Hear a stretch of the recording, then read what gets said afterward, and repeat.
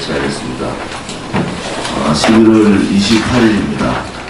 벌써 11월 달도 며칠밖에 남지 않았습니다. 어제는 경남도당 제2기 도당위원장 이 취임식이 있었습니다.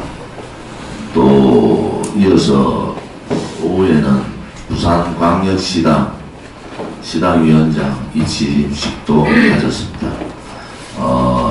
경남 창원에서의 이 취임식, 또 부산에서의 이 취임식의 열기가 대단했습니다. 그리고 우리가 생각하는 것보다 우리 당원들과 경남, 부산의 외국 국민들의 그 열망이, 또 지금 대한민국에 대한 걱정이 굉장히 높았다, 이런 말씀을 전해드리겠습니다. 이번 주부터 이제 동계 투쟁이 시작됩니다. 지난 주에도 눈이 오고 많이 추웠습니다만은 동계 투쟁에 많은 외국 동지들과 국민들께서 참여하실 거로 믿습니다. 아무튼 지금의 대한민국의 현실은 앞을 바라볼 수 없는 위난의 시대다, 이렇게 보고 있습니다. 경제는 거의 시장 경제가 거의 무너지고 사회주의 경제가 지금 자리를 들고 있습니다. KDI에서도 젊은 학자들의 반발이 상당히 나오고 있습니다. 여러분들이 아시다시피 고용세습이라는 것은 젊은이들의 희망을 꺾어버리는 그야말로 젊은이들의 적입니다. 민노총 아버지를 만났기 때문에 대기업을 들어가는, 민노총 아버지를 만났기 때문에 공공기관과 공기업이 들어가는, 이것은 시장경제 원리에도 맞지 않지만은 기본적인 사회의 원칙에도 위배됩니다. 공정경쟁이라는 것은 자본주의 사회의 기본 아니겠습니까? 그런데 박근혜 대통령 정부 당시에 131개의 고용세습을 계약했는 그러한 기업과 공공기관이 있었습니다. 그런데 끝까지 저항한 20개 정도를 제외하고는 그 고용세습 계약이 다 철폐됐습니다. 그런데 이 노조 전국을 만들어버린 문재인 좌파 독재 정권이 들어오고 이것이 다시 부활하는 그러한 현상들이 있습니다. 국감에서도 제가 여러 번 지적했지만은 이것은 대한민국의 현재와 미래를 위해서 절대로 용서할 수가 없는 그러한 제도입니다. 박원순 서울시장에 대한 국정조사, 지금 서울철도공사에 대한 국정조사가 바로 고용세습 문제입니다. 민노총이 어떠한 비열한, 불공정한, 또 인맥 연결로 인한 민노총의 친인척들을 고용을 했는가, 이것이 핵심입니다. 감사원 청구를 했다고는 하지만은 박원순 시장은 이 국정조사의 당사자다, 국정조사 대상 당사자다, 이렇게 보시면 됩니다. 그들이 가고자 했던 서민을 떠들던 그 민낯을 이번 국정조사를 통해서 낱낱이 파헤쳐야 됩니다. 민노총이 그렇게 주장했던 민노총이 주인되는 세상, 노동자가 주인되는 세상에 민낯이 무엇인가를 이번 국정조사를 통해서 낱낱이 파헤쳐야 합니다. 자유한국당을 비롯한 소위 말하는 야당이라고 하는 정당은 정파의 이익에 매이지 않고 미래 세대 청년에 대한 책임감을 가지고 이 문제는 철저하게 파헤쳐야 됩니다. 지금 청와대에 이상한 기류들이 감지가 됩니다. 지금 수석 보좌관 수보회의가 지금 근 한 달 가까이 열리지를 않고 있습니다. 청와대의 기강의 회의라는 것은 이미 많이 알려져 있었습니다. 지금 청와대 내에서 비서관의 음주운전을 비롯한 또 여러가지 성추문 문제, 또 기밀 자료 유출 문제 등등, 이러한 경우에는 수석 보좌관 회의를 통해서 강력하게 기강을 잡아야 됨에도 불구하고 그런 모습들이 보이지 않습니다. 지금 벌써 문재인 정권의 레임덕 연구 아닌가라는 그런 많은 분들의 얘기가 있습니다.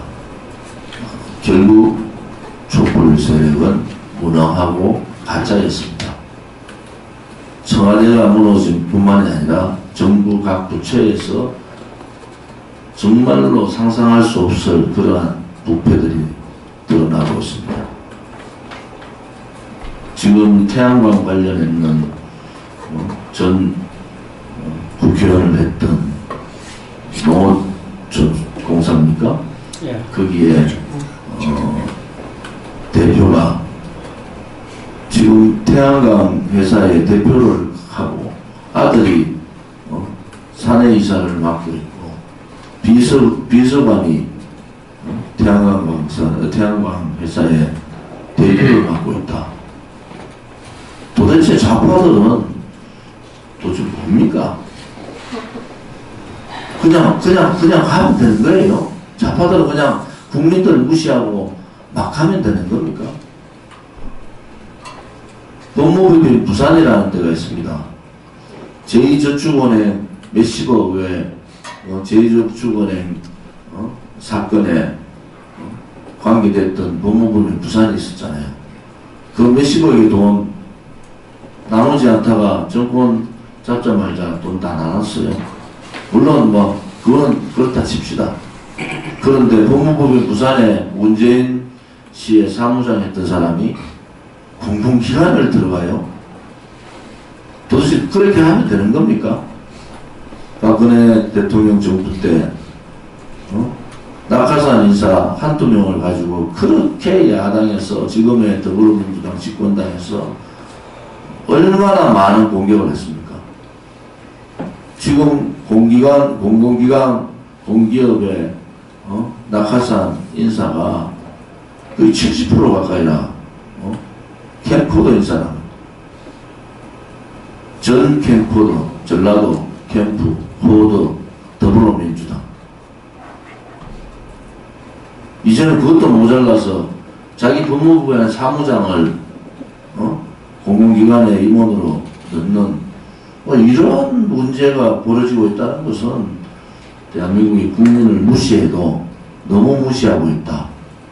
그 끝이 어딘가가 멀지 않았다는 생각이 자꾸 드는 겁니다. 더불어민주당 후보로 당선된 경기도지사는 여배우와의 스캔들 의혹, 형의 정신병원 강제 입원, 지금 해경궁 김씨가 부인인지 아닌지, 저 정도 되면은 더불어민주당이 공천 잘못했다고 반성하고 사퇴를 시키는 것이 맞지 않습니까? 출당도 못 시키고. 이재명 씨한테 도대체 더불어민주당 무슨 약점이 잡힌 겁니까? 그 약점이 뭐예요? 이재명 씨 이제 언론에 나오는 것조차도 부끄러워요. 즉시 경기도지사 사퇴를 하는 것이 맞다. 가관인 것은 홍나로 몰리니까 문재인 씨 아들 채용 문제를 들고 나왔어요. 그리고 이틀 만에 또 그것은 자기들의 뜻이 아니라고 하고 있습니다. 국민들이 참는 것도 한계가 있는 거 아니겠습니까? 지금 역대 정권에서 1년 반 만에 이러한 추태들이, 이러한 내부 권력 암투들이 있은 적이 있습니까?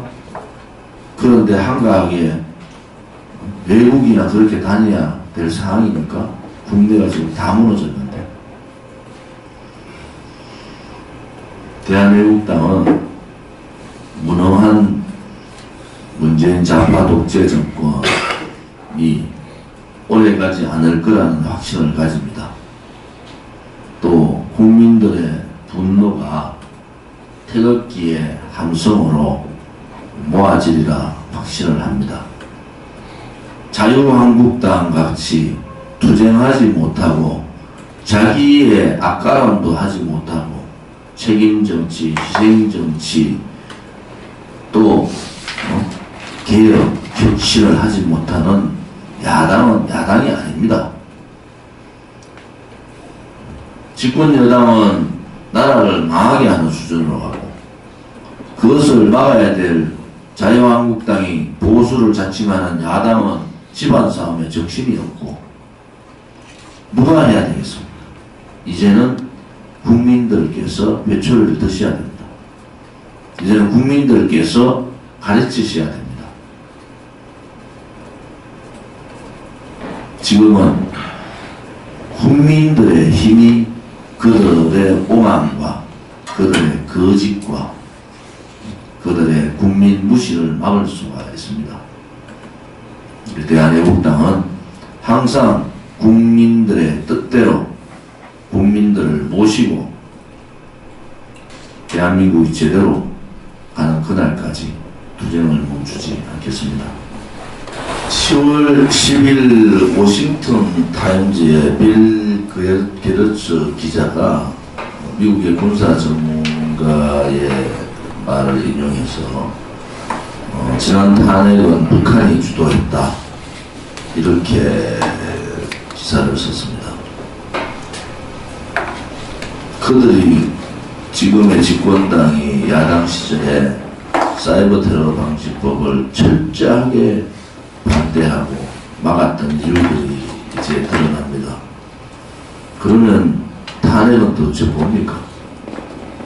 드루킹의 이 가짜 조작 댓글과 북한의 사이버 2만에서 3만에 달하는 사이버 부대의 개입, 그것이 대한민국의 여론을 조장하고 여론을 주도해 나갔습니다.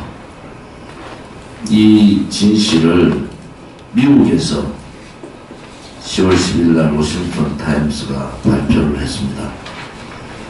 이 내용을 우리 당부에 좀 준비해 주시고, 민주노총의 폭력성에 대해서 도가 지나칩니다. 우리 당의 기본적인 입장은 폭력을 주로 하고 있는 민주노총의 해체를 우리 대한애국당은 주장합니다. 민주노총의 폭력성에 대해서도 요 근래 김천시청 난입, 그 다음에 검찰청 난입, 또 지금 어제 유성기업에 대한 임원들에 대한 무차별 폭력, 그 뒤에 배후가 경찰일 가능성이 있습니다. 우리가 이 부분에 대해서 국민들한테 고발해야 됩니다. 그래서 국민들한테 알릴 수 있도록 당부해 주시고요. 지금 그 대한민국 경제가 투자, 소비, 지금 전체적으로 성장도 멈춰버리고 다 멈춰버렸습니다. 제가 말씀드린 9개의 빨간불이 켜진 겁니다. 외자 문제도 그렇죠. 주식 문제.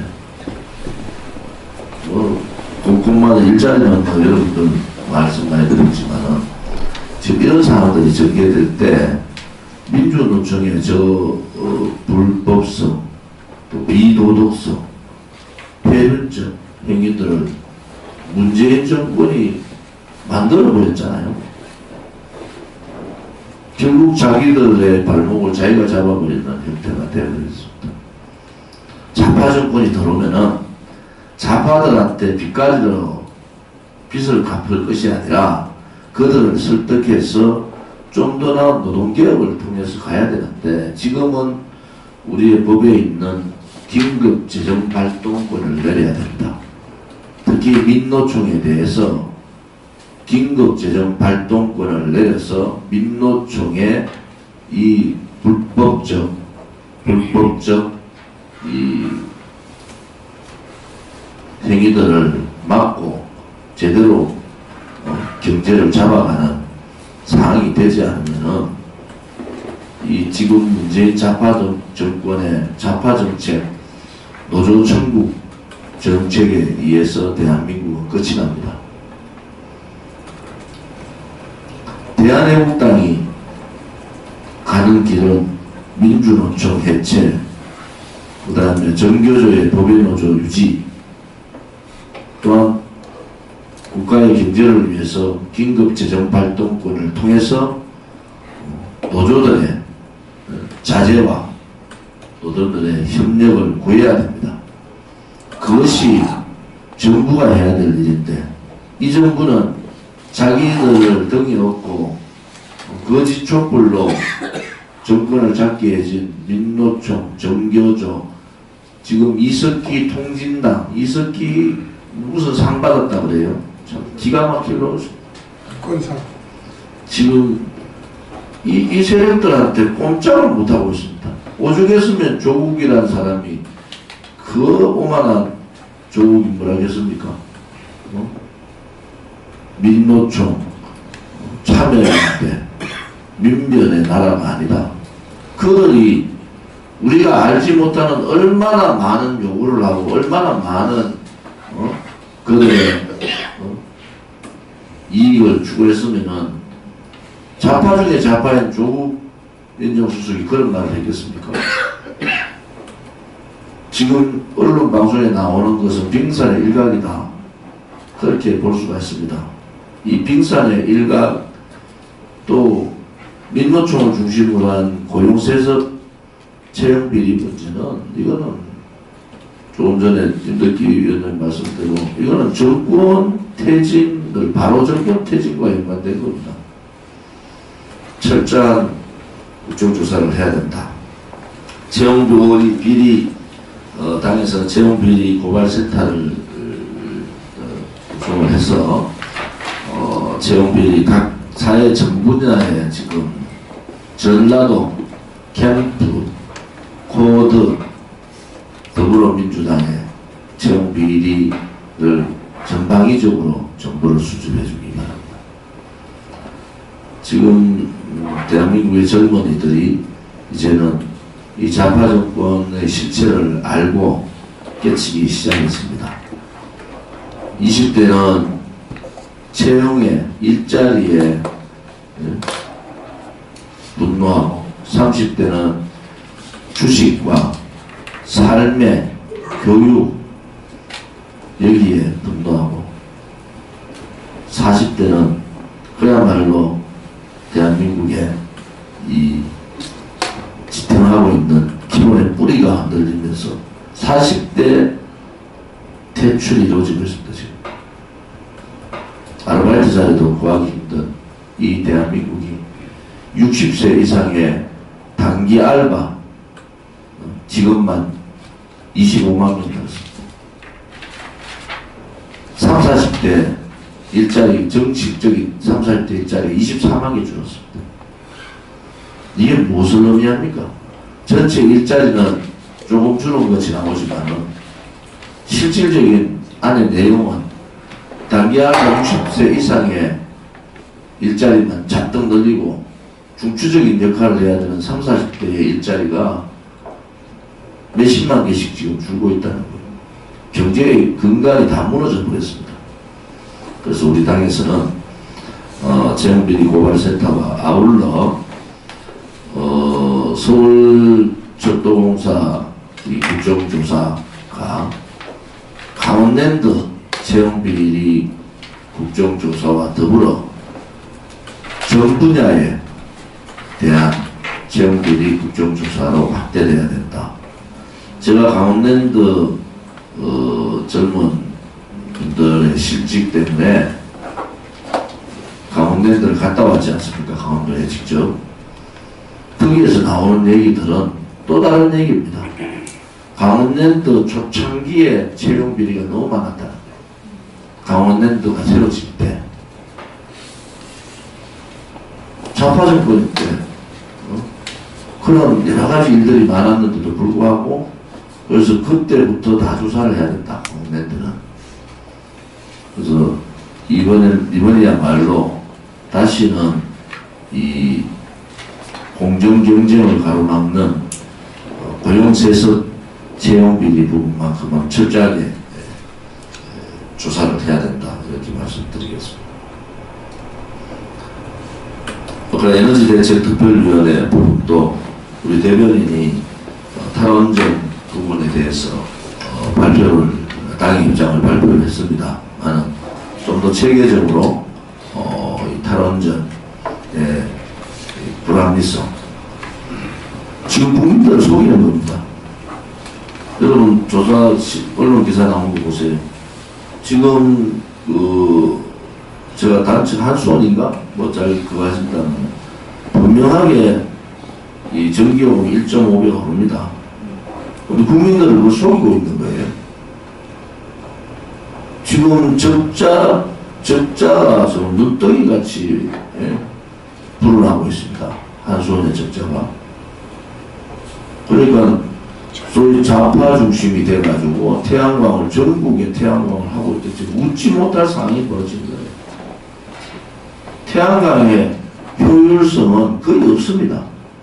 투자 대비 효율의 비율이 너무 낮지 않습니까? 그런데 이런 정책들을 개그맨이 심사해가지고 탈원전을 시켜버리는 이런 웃지 못할 개그의 상황이 벌어진 거예요. 참. 지금 우리 대한민국의 미래를 이끌어갈 블루칩입니다. 사실은 원전 문제는 전 세계에서 대한민국의 원전이 가장 경쟁력이 있습니다. 왜 그러느냐 그러면은 원전 사업의 주요 키포인트는 원전 건설 사업이거든요. 대한민국의 원전 건설의 중심 몇 개의 회사들이 다른 나라에 비해서 공기를 3분의 1을 줄일 수가 있습니다. 그래서 대한민국의 원전이 경쟁력이 있는 겁니다. 공기를 3분의 1을 줄이고 거기에 대한 하자 보수까지를 다 책임질 수 있기 때문에 대한민국 원전을 선호했는데 지금 원전 전문가들은 중동으로 빠져나가고 있어요. 원전 건설업자들요. 제가 초선 때 얘기해요. 초선 때. 원전 건설업자들, 전문가들을 국가에서 관리해야 된다. 국가에서 그걸 관리하지 못하면은 이분들의 이 노하우들이 원전을 원하는 많은 나라에 뺏길 가능성이 있다. 이제 초선 때 얘기했던 얘기거든요. 그런데 지금 보십시오. 원전 기술자, 건설 기술자, 거의 다 빠져나갔습니다. 왜? 대한민국에서 원전 안 짓는다니까 중동으로 나가고 유럽으로 나가고 다 빠진다. 이건 나라를 완전히 거덜내버린 거예요. 또 원전 관련 대학생 뽑지도 않아요. 기가 막히도 그래서 원전 관련 특히 태양광의 비효율 문제에 관한 에너지 대책 부분에 대해서 당에서 특별히 대책을 강구해 주기를 바라고 저도 여기에 대해서 국회에서 최선을 다하겠습니다. 지금 정계개편이 시끄럽습니다. 그죠? 하나는 드디어 이제 김병준 비대위원장이 신당 창당에 대해서 얘기를 했어요. 탈당을 해서 신당을 창당하려고 하는 사람들이 있다. 있는 정도가 아니고 많이 있습니다. 시기만 지금 저울질하고 있어요. 그 시기가 이번에 당무감사 혹은 원내대표 선거를 계기로 나올 거냐, 그렇지 않으면은 다음에 2월 달에 있을 당대표 선거를 계기로 나올 거냐, 아무튼 같이 할 수는 없다라는 입장이고, 보수 유튜브에서 조사한 것 같이 탄핵 찬성, 탄핵 반대가 갈라서는 것이, 그것이 국민들의 목소리가, 보수우파 국민들의 80%가 갈라서라는 거예요. 그냥 듣고 갈 수는 없는 거 아니겠습니까? 이렇게 잠시 듣고 가면 다음 총선 다 죽습니다. 지금 자유한국당의 112명 국회의원 중에 다음 국회의원 될 수 있는 사람 30명도 없습니다. 그것이 민심입니다. 그리고 국민들의 소리인데, 자유한국당은 스스로 책임정치, 희생정치, 개혁정치, 혁신정치를 하지 못하고 감 떨어지듯이 기다리는 그런 정당이에요. 문재인 정권이 잘못하는 것만 보고 반사적으로 이익을 보겠다. 그것은 야당의 도리가 아닙니다. 야당은 불의가 있고 나라가 망할 것 같으면 불복종을 하고 또 이런 투쟁에 앞장서서 그들과 저항하는 것이지, 저들이 잘못하는 것만 쳐다보고 있다가 감 떨어지면 떨어지고 안 떨어지면 또 얄팍한 수를 가지고 하는 정치의 시대는 끝났습니다. 그것은 과거의 좌파 정권하고 지금의 문재인 씨 좌파 독재 정권하고는 다른 겁니다. 이해찬이라는 사람이 지금 보십시오. 몇십 년을 장기 집권해야 된다고 지금 공공연하게 떠들고 있지 않습니까? 전혀 다른 좌파 정권이에요. 그래서 거기에 제대로 된 야당의 역할을 하지 않으면은 국민들이 이제는 아예 자유한국당을 포기해버립니다. 국회의원 먹을 게 중요합니까? 112명? 국민들의 안중에는 없습니다.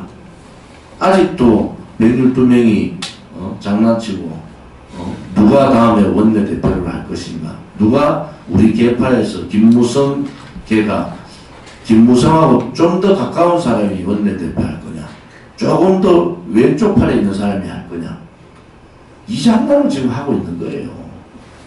거기에 친박이나 소위 친박이라는 잔류파라는 사람들은 그 장난에 그냥 장단에 노름하고 있는 거예요. 아직도 이 현실을 모르고 있는 거예요. 아직도. 우리 대한애국당은 국민만 바라보고 가면 됩니다. 그리고 이제는 국민들께서 이 국가를, 이제 드디어 국민들이 국가를, 대한민국을 걱정하는 상황이 됐다. 우리는 우리의 길을 변함없이 꿋꿋하게 가겠습니다. 저 창원 갔다가 부산 갔다가 다시